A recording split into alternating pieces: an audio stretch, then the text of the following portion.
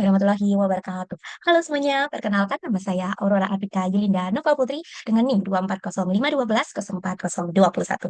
Di sini saya akan menjelaskan tentang proyek mandiri yang setelah saya kerjakan. Sebelumnya di sini saya akan menjelaskan regresi linear berganda atau multiple linear regression yang merupakan pengembangan dari regresi linear sederhana.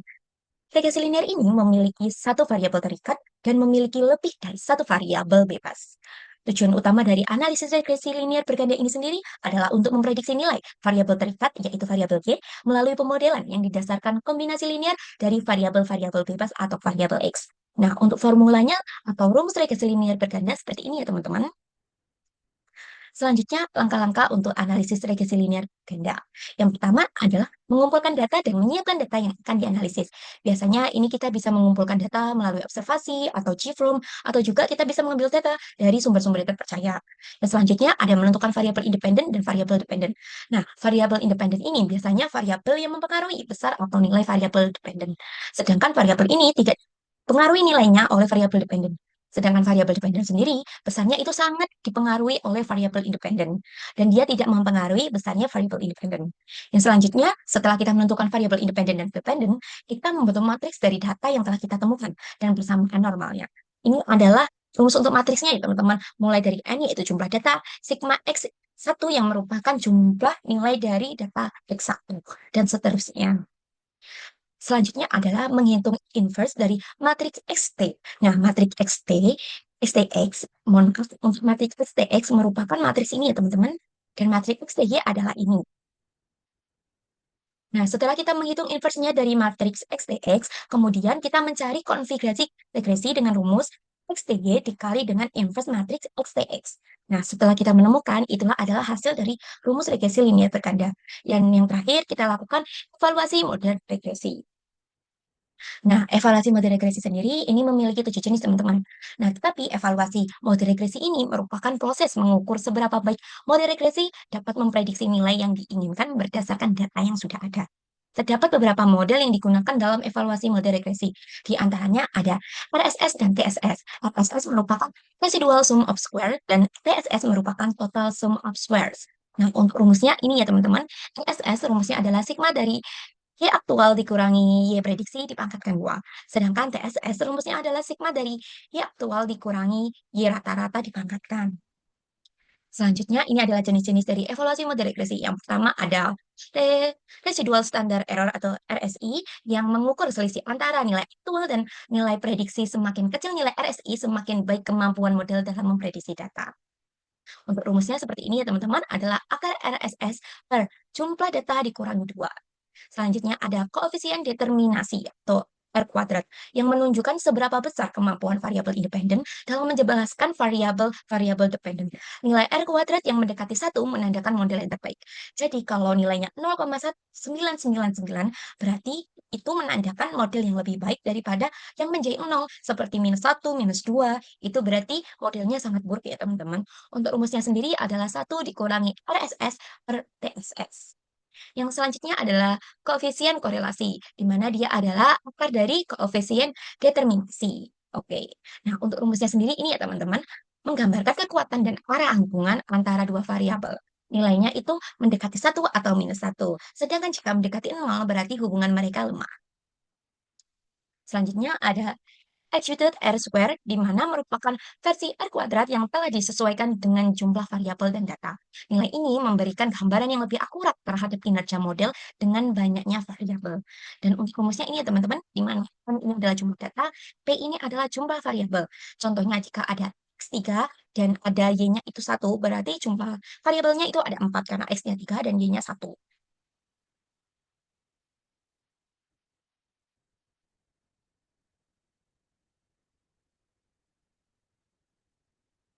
Dependen. Oke loh. Oke, yang selanjutnya ada adjusted R square. Yang selanjutnya ada adjusted R square, di mana merupakan versi R kuadrat yang telah disesuaikan dengan jumlah data atau jumlah variabel. Nilai ini memberikan gambaran yang lebih akurat terhadap kinerja model dengan banyaknya variabel. Nah, di sini N-nya ini adalah jumlah data, dan P-nya adalah jumlah variabel independen, yaitu jumlah X-nya. Jika X-nya ada 6, 1 sampai 6, berarti jumlahnya ada 0. Sedangkan jika X-nya sampai 3 atau 4, berarti ada 3 atau 4 juga untuk P-nya. Nah, selanjutnya ada mean square error atau MSI yang mengukur rata-rata dari selisih mohon maaf, yang selanjutnya ada mean square error atau MSI yang mengukur rata-rata dari selisih kuadrat antara nilai aktual dan prediksi. Nilai MSI yang kecil menandakan kesalahan prediksi yang rendah. Jadi semakin besar nilai MSI-nya, berarti kesalahannya semakin besar. Dan rumusnya sendiri adalah RSS dibagi jumlah data.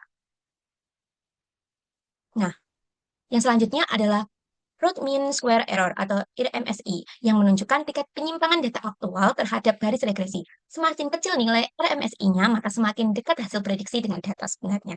Nah, dia ini akar dari MSI ya, teman-teman, di mana RSS per jumlah data. Jumlah data yang dimaksud ini adalah jumlah keseluruhan data, bukan data nilai datanya ditotalkan ya, tapi jumlah datanya kayak ada satu atau berapa, seperti itu. Nah, selanjutnya atau yang terakhir ada mean absolute percentage error yang merupakan indikator akurasi prediktif yang mengukur rata-rata persentase kesalahan absolut antara nilai aktual dan nilai prediksi. Rumusnya seperti ini ya teman-teman. Untuk yang ini adalah Y aktual, ini adalah Y prediksi, ini adalah jumlah data. Oke, di sini kita akan membahas tentang project nih teman-teman. Nah, jadi berbagai penelitian menunjukkan bahwa physiological well-being PWB memiliki hubungan yang kuat dengan meaning in life, di mana kesejahteraan psikologi itu memiliki hubungan yang kuat dengan makna kehidupan.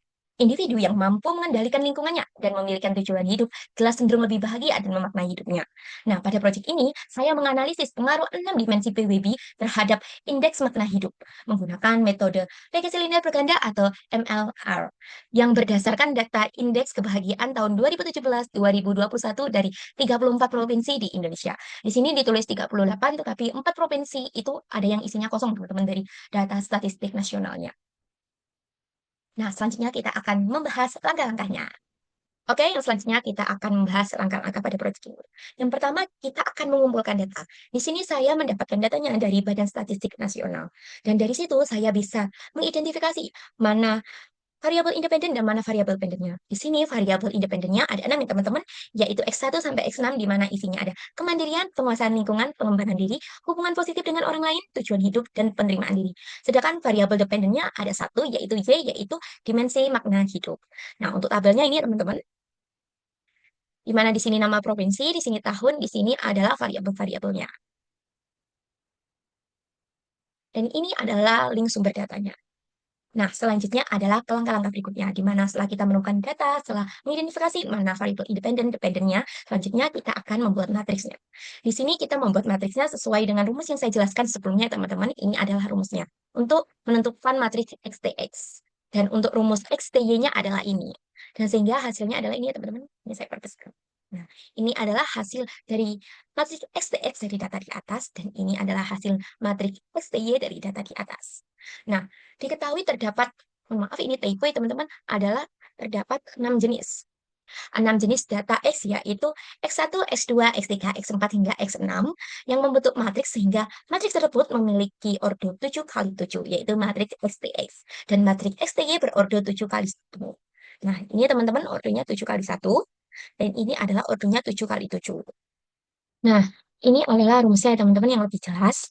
Dan kemudian setelah kita mengetahui mana matriks XTX dan XTY-nya, maka langkah selanjutnya kita menghitung inverse dari matriks XTX. Nah, untuk inverse-nya ini ya teman-teman hasilnya. Setelah kita mengetahui juga inverse-nya XTX itu apa, kita kalikan dengan matriks XTY untuk mendapatkan koefisien regresinya. Sehingga didapatkan persamaan Y prediksi dari formula multiple linear regresinya adalah 12,6172 plus 0,0342 X1 plus 0,2392 X2 plus 0,0063 X3 ditambah 0,0094 X4 ditambah 0,0890 X5 dan ditambah 0,4287 X6. Nah, ini adalah hasil dari Y prediksinya ya teman-teman, rumus dari Y prediksinya dari metode manual. Nah, ini ya. Oke, selanjutnya kita akan menggunakan Excel. Biasanya untuk manual ini saya dibantu oleh Excel ya teman-teman untuk menghitungnya. Oke, ini saya langsung buka Excel-nya. Nah, seperti ini. Ini nama provinsi, ini tahun, ini variabel 1 sampai 6. Mohon maaf, variabel X1 sampai X6, dan kemudian ini adalah Y. Nah, di sini adalah untuk menghitung rumus-rumus yang ada di matriks tadi ya teman-teman, sehingga kita tinggal menotalkan semuanya jadi seperti ini. Nah, ini untuk rumus menotalkan semua data ya, data dari 1 sampai hingga data ke-70. Ini sesuai baris dan kolomnya ya teman-teman. Nah, ini untuk rumusnya. Dan sedangkan untuk rumus menentukan X1 kuadrat ini cukup menggunakan sum pangkat 2 seperti ini. Dan setelah kita ketahui tadi persamaannya, kita bisa masukkan untuk mendapatkan Y prediksi dengan,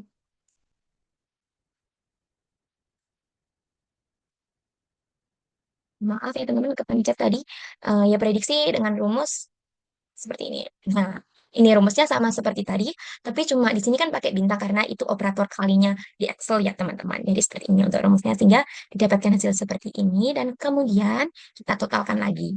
Nah, di sini kita juga bisa menghitung untuk selisihnya teman-teman dari Y prediksi dengan Y aktual dengan menggunakan juga Excel ya teman-teman. Rumusnya gini, Y aktual dikurangi Y prediksi.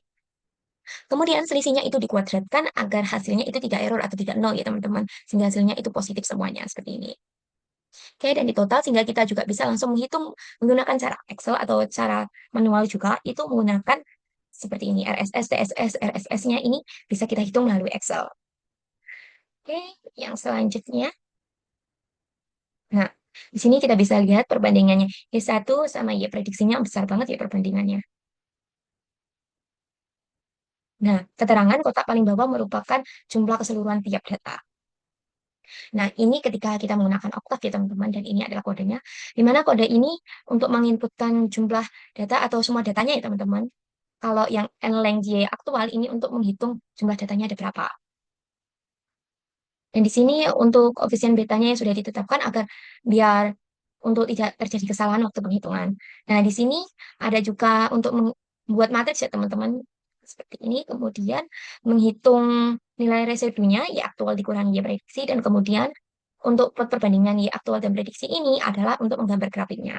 Nah, untuk grafiknya sendiri adalah seperti ini teman-teman, di mana ini adalah persamaannya atau formula dari Y prediksinya, dan ini adalah grafik dari Y prediksi dan Y aktual. Nah, yang biru ini adalah Y aktual dan yang merah adalah Y prediksi. Nah, ini ya teman-teman hasilnya. Sama, cuma perbedaannya di Octave ini em, nilai errornya itu 10 pangkat min 3 sehingga yang ditulis hanya 3 angka di belakang koma. Nah, dari sini bisa kita simpulkan teman-teman bahwa keenam elemen itu berpengaruh positif dan kecil terhadap setiap kenaikan Y prediksinya. Oke, dan ini adalah evaluasi model regresinya. Nah, ini ya teman-teman dari hasil yang kita dapat dari Excel tadi, dan ini ketika menggunakan cara manual.